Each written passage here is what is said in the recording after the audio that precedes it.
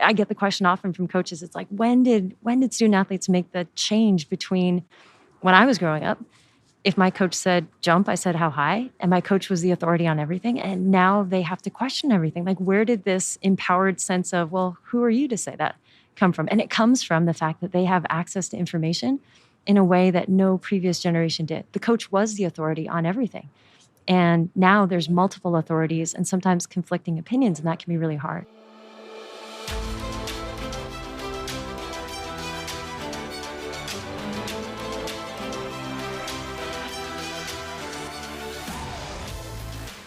Welcome to the Cutting Edge Coaching Podcast, where we believe coaches are some of the most important teachers and leaders in the world, and they deserve to be supported. I'm your host, Luke Gromer, and every week we're bringing you conversations with coaches, experts, and leaders from across sports that will give you practical ideas and strategies that you can apply in your coaching to develop high-performing teams and high-character people. Coaches, I'm excited to welcome Betsy Butterick to the podcast. Betsy is a former college basketball coach turned coach's coach and communication specialist. In part one of our conversation, we talk about providing athletes with choice, co-creating with Gen Z, why coaches avoid hard conversations, and practical tips about how to navigate hard conversations better. Like always, if you enjoyed the episode and want to grab a copy of the free podcast notes, just go to cuttingedgecoach.com/podcast or click the link in the show details to download a free PDF of notes from this episode or any episode. And coaches, it's not too late to grab access to our summer coaching series. The SCS includes 10 weekly presentations plus 2 bonus sessions with coaches and experts from across sports that will give you practical ideas you can apply in your coaching, regardless of sport. The event is already underway, but you can purchase access and get all the previous video replays, live access to all remaining sessions, a private podcast feed of audio-only replays, detailed coaching notes on each session, and more. Week 2 takes place June 8th at 12 p.m. Central Time and features University of North Carolina's women's volleyball assistant coach, Mike Shaw, talking about how to balance, challenge, and support. You can learn more or get access at summercoachingseries.com. And coaches, one final note before we hop in. This conversation was recorded live at a coaches convention, so there may be a bit of background noise, but we did our absolute best to clean up the audio and make it sound great. Now to part one of my conversation with Betsy Butterick. Enjoy the episode. All right, coaches, really excited to welcome Betsy Butterick to the podcast today. Betsy, we're at the United Soccer Coaches Convention, and one of your presentation topics is about the choice of change. And I'd love if you told us what that presentation is going to be about and why it's significant for coaches. Sure. Fortunately, it's a panel, so coaches are going to have the opportunity to learn from a variety of great speakers. I happen to know everybody on the panel, which is also a fun coincidence of sport, having a basketball background, but being connected to individuals in the legal space, the DEI space, and then also the soccer world as well. The choice of change was actually a webinar that I created during COVID, and I created it originally, I believe, for Huddle, and it was for their sales kickoff. And part of the reason behind creating that specific webinar for them was during the pandemic, many of us lost access to the choices that we were used to making and routinely had. And so giving people actionable strategies for how they could reintroduce choice, even within the constrictions of a pandemic, so as to empower people to feel like they were in greater control of their life, like they had some of that agency that they've been missing for months on end. So that was really the driving force between changing that. And then I was talking with Trish, who is the educational coordinator and my point of contact for the convention. And she said, we want to have this panel and we have this wonderful group of individuals and we just don't know what to call it. And I was like, well, what about the choice of change? And she's like, oh, brilliant. And she's Irish, so I love listening to Trish talk. And so that's really how we came to name that panel. But I'm looking forward to being able to share with coaches some of the ways that they can reacclimate individuals to choice through their language, also through giving people options, and in doing so, increase their agency and ownership within their programs. Yeah, so let's talk about that, right? Because in a lot of places, they're still feeling the effects of the pandemic and on their ability to play and practice and whatever it may be. But then, like you're talking about, coming back from it, there are some unique challenges that coaches have to navigate. with the young people that they're coaching and leading. So talk about that. What can we as coaches do to, you talked about reintroduce choice, some autonomy, bring them back into an experience that is going to build them up after such a hard season for many of these young Yeah. people. Yeah, really hard season, and both on coaches and student athletes. And it's interesting, in some of the coaches that I talk with, particularly coaches that have been at this for a long time, 20, 30 years, they'll say, Betsy, I can't wait to go back to pre-pandemic life. And the challenge in that is we're hoping for something that truthfully is never going to happen. And the analogy I like to use is, if you're in a relationship and somebody cheats, you reach a decision point where you can do relational repair. Maybe the relationship ends up being better than it was previously, but you can never go back to a point in time before that indiscretion happened. And it's the same with the pandemic. We may get back to what looks similar to life pre-pandemic, but we're never going to be fully in a pre-pandemic space. So I think for coaches, first, accepting the fact that this is where we are, it doesn't mean that things can't be good moving forward. It does mean that things will forever be different than they were. Even if we get back to, let's say, a pretty agreeable sense of normalcy, we're still dealing with, and I think we're just starting to really see and understand the fallout from the pandemic, as far as the stress levels, the isolation, the anxiety, the uncertainty, the way that that's showing up in our young people and in ourselves as coaches. So when we talk about reacclimating people to choice, and this is something that's incredibly important when we talk about coaching Generation Z in particular, being able to give them choices, to co-create with them, to help them have agency and ownership in their sport experience. And it's necessary to do this because they get that choice, that agency, that ownership via technology in most areas of their life. So even if it's an unspoken or unconscious desire, being aware of that as coaches and being intentional about making that a part of our sport experience and what we offer is a great way to connect with not only today's student athlete, but with people that are really craving connection again. Yeah, let's talk about that more. Yeah. Coaching Gen Z, and you use the phrase co-create, and it's actually something that's already come up with some of the other presenters that I've talked with. Talk more about how, as coaches, well, I guess first, why is it so critical that we co-create with Gen Z? And then how do you actually do it? What does it look like? What's a practical example of how you can begin to co-create this experience with Gen Z? Yeah, absolutely. Going back to the first question, why is it important? When we think about the fact that this generation is different from any other because they've grown up in a world where they've never known life without the internet. And you might say, okay, the internet's a pretty significant technological breakthrough. That's a big deal. Looking at the nuances and the translation of that is, growing up with technology, this generation has been able to, especially as they got older, customize several areas of their life. Even if we think about customization in terms of information. So my coach says one thing, well, I can go onto Google and I can look up videos from pro athletes on how they do that exact skill set. So I get the question often from coaches. It's like, when did student athletes make the change between when I was growing up?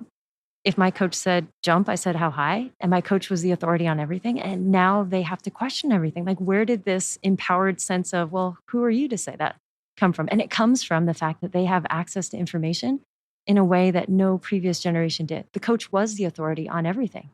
And now there's multiple authorities and sometimes conflicting opinions, and that can be really hard. So coming back to the why is it important to co-create with Gen Z, even if today's student athlete isn't consciously aware that they have that desire, this is something that any coach of any sport can lean into. And what it looks like is taking areas of your program that for you are negotiable, and then turning it over to your student athletes to make an informed choice. And I often get pushback from coaches. They're like, hold on, Betsy, I'm the head coach. I make the decisions. It's my program. Yes, it is. And it will still be. And I want you to look actively for areas in which you can give over some decisions to your student athletes. Simple things like, okay, you want your team to warm up before every practice. Maybe pick one of your classes, depending on if you're high school, college, what have you. And that class picks one of the warm-up drills that you're going to do that day in practice or that week. Another way is you're going to travel with your team. So they need to eat. You give them a list of 3 places any of which you're happy with them picking, and then they get to choose.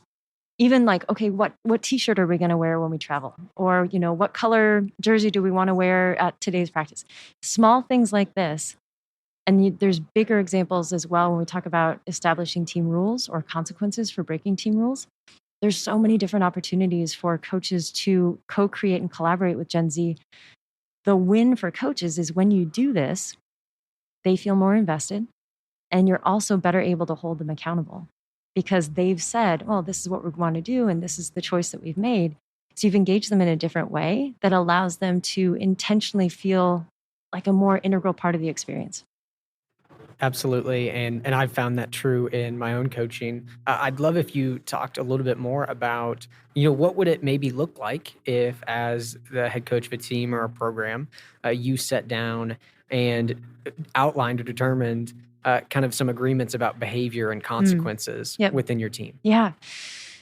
You can do this in a variety of ways. And I think the way that it becomes most challenging is when you, as the coach or as a staff, decides, okay, these are the rules, these are the consequences. And then student athletes come into your program and all of a sudden they're being asked to abide by these rules that they had no part in creating. You can have those standards, and it may simply be more challenging to hold the line. Another way to go about it is you set the standard as far as these are the rules or expectations for our program. And then you invite your team every year to have a conversation about, okay, given these expectations, these rules, what do you all feel are appropriate consequences for violations of these expectations? And then have a discussion around that. Again, as the head coach, you can always tailor things or refine them, but simply involving them in the conversation, the power of asking the question and sharing that space with them is going to get you a higher level of buy-in. You can also flip it and say, okay, team, why don't you come up with what you think are realistic expectations for us to have of you as coaches? And we'll also give you a list of expectations that you as student athletes can expect of our staff. So you can do it in a variety of ways. The big takeaway is doing it, simply the act of doing it, involving them in the conversation, allows them to feel like their voice has been heard, and you're going to get a higher level of engagement. And it's easier for you to hold them accountable when they've said, this is what I'm committed to doing, or this is what I think is fair. So when that consequence comes up, it's like, hey, you all set this. I refined it, but you all set this. So this is what we agreed to together, instead of I've decided this and now you have to abide by it. Yeah, that's really good. I love that example. And one of the other things you mentioned as we were preparing for this is just the importance of how coaches handle difficult conversations. Mhm. And you just kind of started talking about accountability and how you can hold athletes and your team accountable when you have this mutually agreed upon standard or expectations or agreement of behavior. So, talk now about how coaches can most effectively handle the difficult conversations around accountability Yeah. when those standards aren't being met. I feel like, and this can go in so many directions. I'll say the best way to handle the difficult conversation is to have the difficult conversation. And I say that because difficult conversations in general are something that a lot of people avoid for a variety of reasons. The two I found to be most true are, one, the individual who avoids the conversation has never been taught how to have these conversations in a way that builds trust in relationship instead of breaking those things. Or two, that individual at some point or several points in their life has had a really negative experience with a difficult conversation. So they have absolutely no desire to revisit that space with anyone. You combine the two, and now you've got a culture of people who actively avoid having the conversation, and they try to patch things up in different ways, and it never seems to last very long. So step one is actually having the conversation. Backing up, one way coaches can set themselves up for success, and this is something I used to do in college with our incoming freshmen, was I would ask each of our new members of the program to, before they arrived on campus, write a letter of recommendation for themselves as if they were the coaching staff. So what is it that you want us as your coaches to be able to say to your potential future employer by the time you graduate? The power of having them do this is now you have a document in writing in their own words of who they want to be. And so at any point during their tenure in your program, if their behavior is out of alignment with who they said they want to be, you can go ahead and pull that letter out and check in and say, hey, you said it was really important to you to be a great teammate. And yet recently in practice or in games specifically, and then reflect back to them whatever their behavior happens to be. And then follow up with like, tell me more about that, because this doesn't seem to be in alignment with who you've said you want to be. And I really want to support you in that kind of growth and development. So what's going on? That's really good. I absolutely love the example of writing their own recommendation letter. I've been around coaches or organizations that do things similar with commitment statements or like writing your own eulogy, something like that, which is essentially just have them formulate an aspirational identity. Yeah. Who do you want to become? And then I love what you shared there at the end, that when they're failing to be that person, we pull out that letter not as a gotcha, but as a guide. Yeah, Yeah. and as a because we're curious and we're there to support. Yeah. Hey, I'm really curious. Like, this is who you said you wanted to be. I'm noticing this. Can you tell me more about it?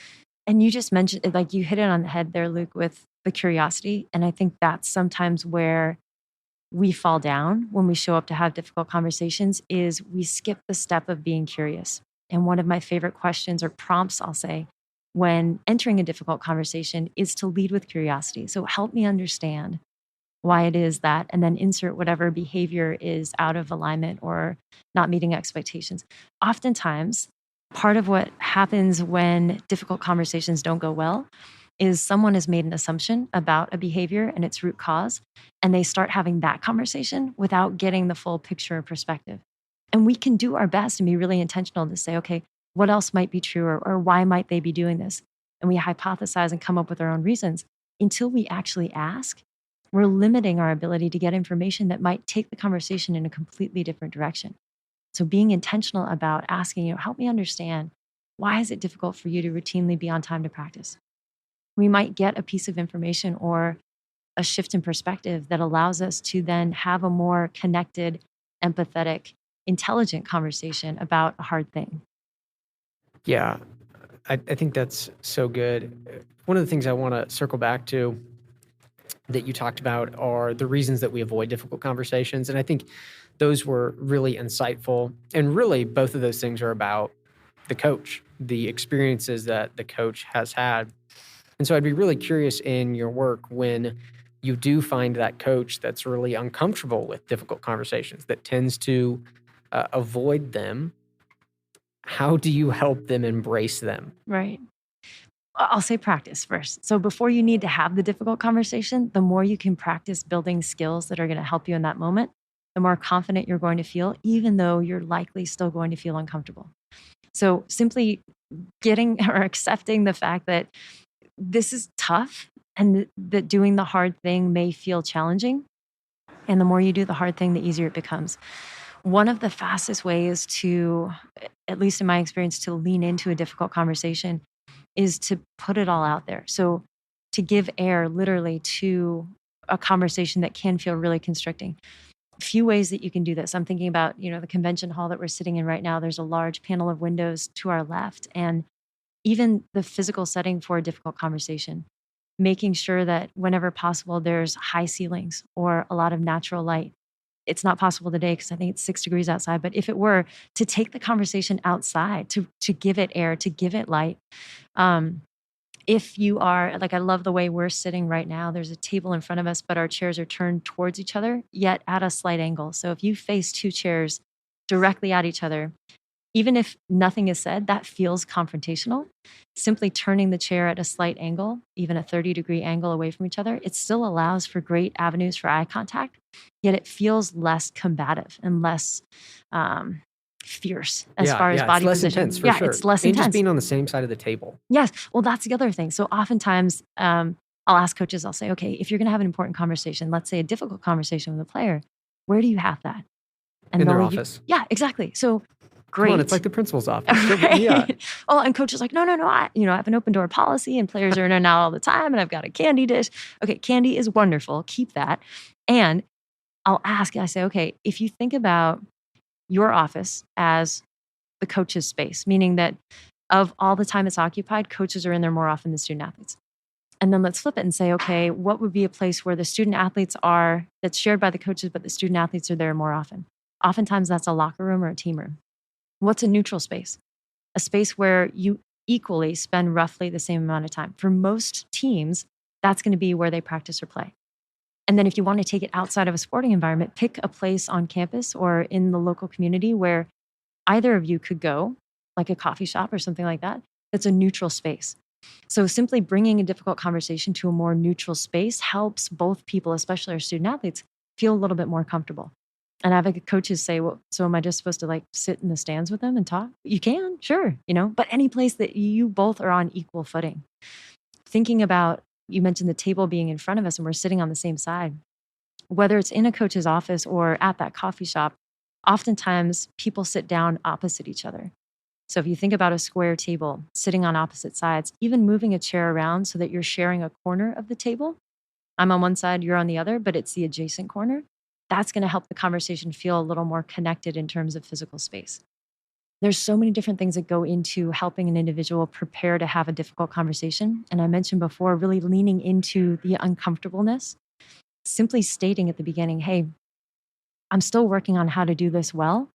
And then leading with what I call a positive statement of intent, especially for this generation, leading with the why. Why are we having this uncomfortable conversation? Why is it important to do so? And for a coach, that may be, I see a lot of potential in you, and I don't know if I'm chasing something that isn't true for you. So I want us to talk about, the way that your behavior lately has been out of alignment with what I think you could do or be within our program. And I realize I haven't even asked you, is that something that you want? So whatever's true for you, whether it's, I'm having a difficult conversation with a friend or a significant other, even saying, I value our relationship or I value you. And so it's important for me to tell you this thing that's difficult to say. And then go into curiosity. Lead with your observation, stick to the facts, not your interpretation of the facts, but the actual facts. I've observed this happening in this context. The more recent, the more relevant. So try to pick something that's happened fairly recently. A lot of times where I see coaches get into trouble is they notice a situation or something happens and then they sit on it. And they're like, well, they're going to class. I don't want to talk about it right now. And then the not right now becomes days, sometimes weeks later. And now if you go to have that difficult conversation and you're bringing it up from weeks ago, part of the resistance of the other party is like, why didn't you tell me this sooner? I can't change what I'm not aware of. I've probably repeated the behavior 3 or 4 times. Why didn't you bring this to me sooner? Yeah, that's so good. One thing that I want to highlight that you talked about, and it came up in a conversation I had with Megan Bartlett. She does a lot of coach education on the brain and the importance of emotional regulation from coaches and young people, and really being a trauma-informed coach. And one of the things I think that's really powerful about what you shared as far as having those difficult conversations is, one, it's much easier sometimes even if you're just side to side. So like coaching basketball, like have the difficult conversation while like maybe he's shooting free throws, like have the conversation. Give him something to do. Yeah. Or the most powerful thing is just like take a walk together. Yes. And not only for them, but for you, like walking just regulates us emotionally, calms us, because those conversations, especially based on your prior experiences with difficult conversations, can just be a massive trigger for fear and anxiety. And when that hits our brain, like we're probably not gonna do that conversation very well or as well as we want to. I mean, you literally lose access to the part of your brain that's the home of conversational intelligence. So amygdala hijacking, and this is part of a recent talk that I did. Information passes through the emotional center of our brain before it gets to the thinking part of our brain. And depending on what the emotion is, if it's powerful enough, it stops there. And our brain is really, really, really good at protecting us from perceived threats. So when it perceives a threat, it cuts off access to anything it deems non-essential for our survival. So creativity, you don't need that. Logical thinking, yeah, you don't need that either. We simply need to know what we need to do to survive in this moment. And that's what happens oftentimes in difficult conversations is people get triggered in some way and they are incapable of having a higher level conversation because of their emotional reaction in the situation. Do you talk about walking? Absolutely. Simply moving your body and somatically getting out of a space that feels more constrictive by incorporating movement intentionally. Not only that, but you think about a coach and an athlete walking and in the silences, which tend to make people very uncomfortable or anxious, both of us have something to do. Not only that, but physically, we're on a peer-to-peer level. We're shoulder to shoulder, literally walking through this conversation, which is a fantastic way to go about engaging in what could be an otherwise constrictive and difficult space. Yeah, that's so good. I think that's a really practical takeaway. If nothing else, like just have the difficult conversations when you take a walk. Yeah, we right? say talk it out, walk it out. Yeah, You can for do real. both. Do that.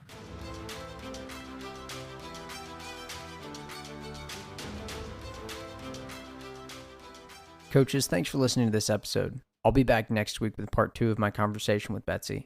As always, if you enjoyed the episode and want to grab a copy of the free podcast notes, go to cuttingedgecoach.com/podcast or just click the link in the show details. I've got 3 takeaways from this episode. Number 1, give your athletes a voice.